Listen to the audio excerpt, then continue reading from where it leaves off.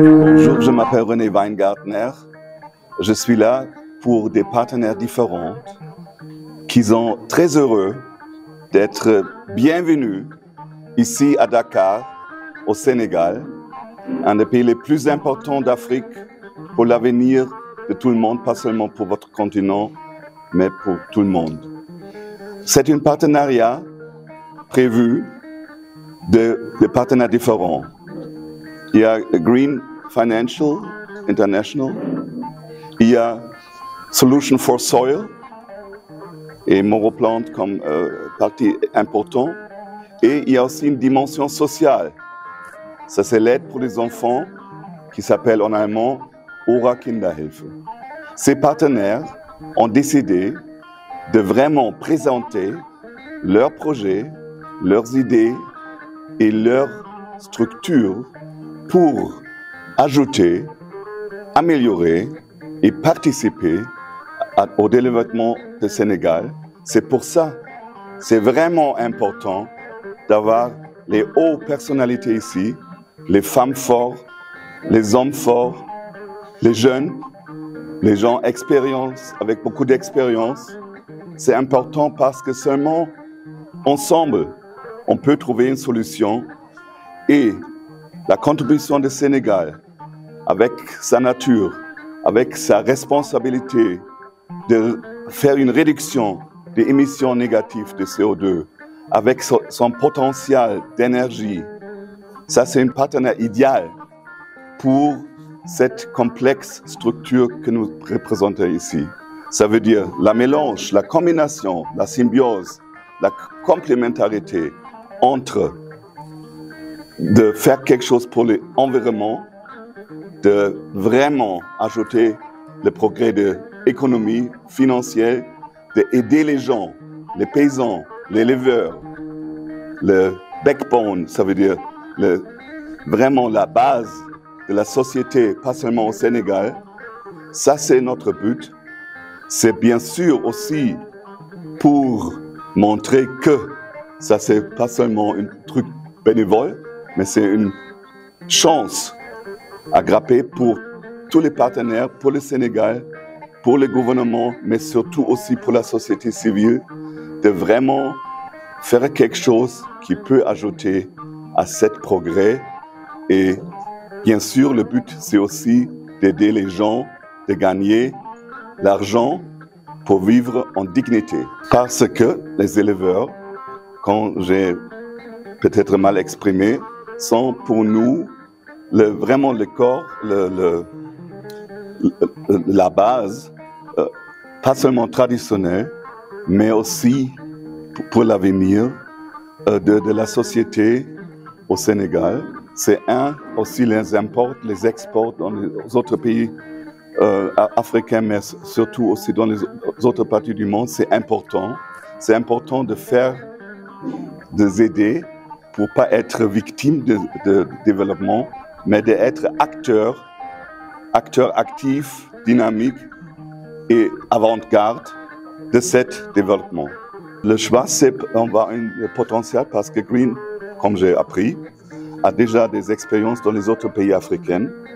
C'est une entreprise que j'ai appris que est prête à contribuer aux solutions, pas seulement pour les autres pays, parce que c'est une entreprise qui est très forte au Sénégal, avec un partenaire, une personnalité, M. Si, qui est jeune, qui est dynamique, qui a l'expérience pas seulement comme businessman, entrepreneur, mais aussi comme personne connue du sport. Et on a aussi des exemples des autres politiciens en France, surtout en Marseille, qui ont un autre modèle. Et je crois que cette mélange d'être jeune, d'être dynamique, d'être pas barré par pas trop de bureaucratie, pas trop de trucs qui empêchent un développement dynamique. Je crois que, et je fais la connaissance de M. Si, je ne suis pas expert du Sénégal, je ne peux pas juger les politiques ici, je suis trop idiot de juger ça, mais je suis convaincu que la personnalité de M. Si peut vraiment contribuer avec des partenaires en Europe et surtout aussi dans mon pays, en Allemagne, à cet développement. Moi, c'est Mamadou Sy. Je suis à la tête de Green International Financial, pratiquement composé que des jeunes sénégalais qui ont fait leur cursus scolaire, ainsi de suite. J'étais à Paris, à Drancy, c'est là où je m'étais installé, bien avant le Covid.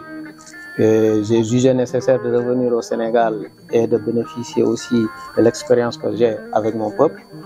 Et c'est par là que j'ai été approché par plusieurs États à travers la RDC, l'État de la RDC, de la Guinée-Conakry et même des autorités du Niger, tout récemment.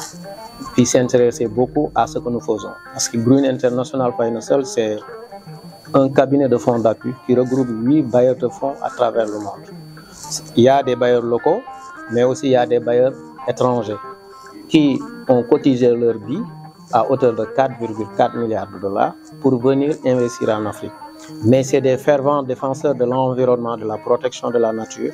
C'est des gens qui œuvrent pour que la nature revienne, autrement dit, qu'on puisse en quelque sorte sauver la planète. Pas uniquement développement, mais développement durable, accompagné par de bons gestes, autrement dit, le financement éthique. Donc c'est ça que nous faisons. À l'heure actuelle, on est en partenariat, vous l'avez si bien vu, avec Moroplan, Aura, M. Amadou Moussa Diallo, qui a fait venir ses partenaires allemands en collaboration avec notre cabinet pour éventuellement poser les jalons, voir comment aider le monde agricole, autrement dit les paysans qui sont là, qui ont besoin du matériel, qui ont besoin du financement, qui ont besoin de l'accompagnement.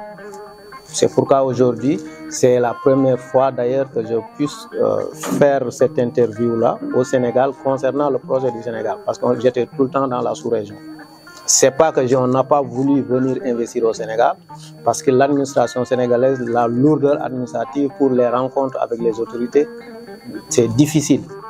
Nous, on n'est pas là pour demander des postes ou autre chose. On a fait l'école, on a nos entreprises, on a des partenaires. On veut apporter à la construction de notre nation. C'est pour cette raison que M. Diallo s'est décarcassé, s'est cassé la tête pour faire parvenir M. René, Olivier Haas, Christian et Diethe pour en quelque sorte qu'on puisse ensemble camper le débat et voir éventuellement comment accompagner le monde agricole. C'est pour Green International, on est dans tout. On accompagne les jeunes via des projets avec les GIE. D'ailleurs, M. Fall est là, qui s'occupe de ce volet-là, qui aille sur le terrain, voir les groupements d'intérêt économique, voir les femmes qui s'associent autour des mouvements. Il les fait ramener chez nous pour qu'on puisse les accompagner et les financer. Parmi elles, il y a des couturières, il y a des paysannes, il y a tout et tout. Donc on n'a pas franchement un domaine d'intervention où on se fixe. Non, on dit on accompagne les jeunes et les femmes surtout et le monde paysan. Que de revoir le système. Aujourd'hui, on a un phénomène qui est là. Comment s'approcher des jeunes? Comment s'approcher des populations qui sont, c'est-à-dire la basse population, celle qui est en profondeur du Sénégal. Pour s'approcher d'eux, il faut qu'ils arrêtent la bureaucratie, qu'ils arrêtent le protocole administratif qui n'est pas du tout bien, qui ne rentre pas en adéquation avec les populations. C'est vrai qu'il y a des investissements, il y a beaucoup de choses qui se font ici.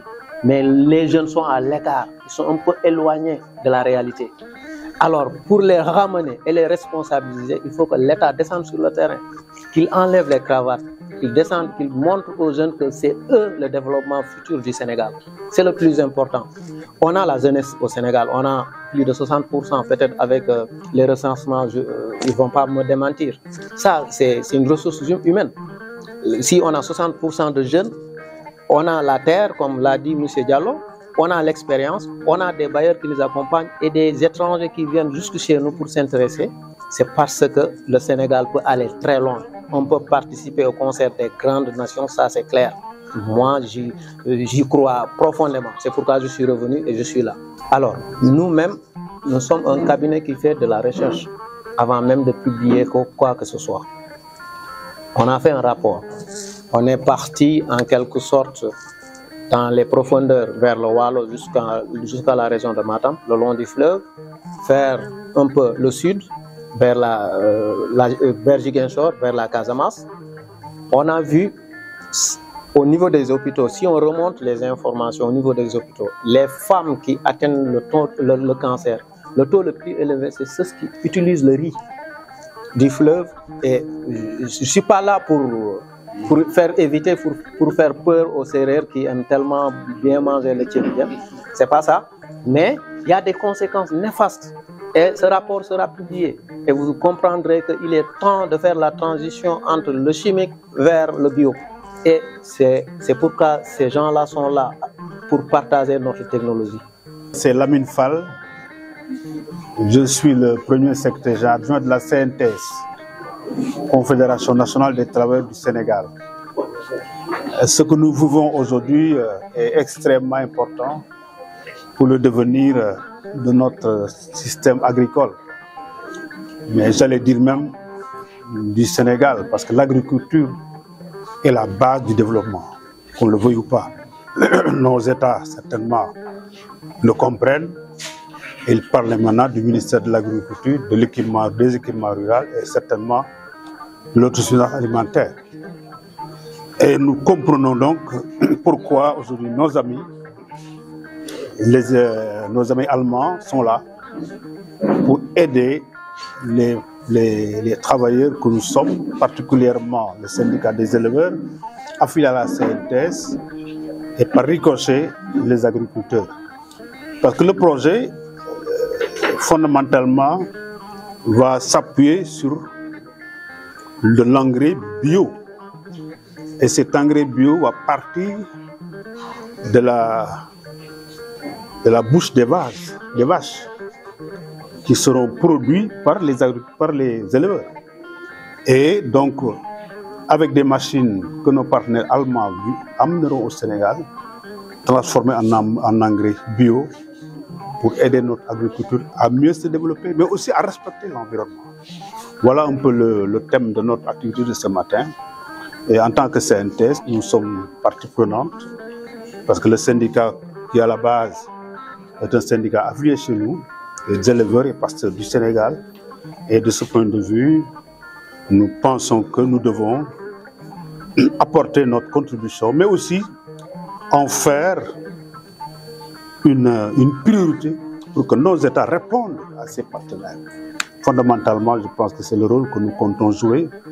Le camarade Guiro empêché ne pouvait pas être ce matin avec nous, donc il m'a chargé de lancer ce message aux camarades partenaires, mais aussi à l'État du Sénégal pour que ce projet puisse être vraiment pris en compte dans le développement de notre agriculture.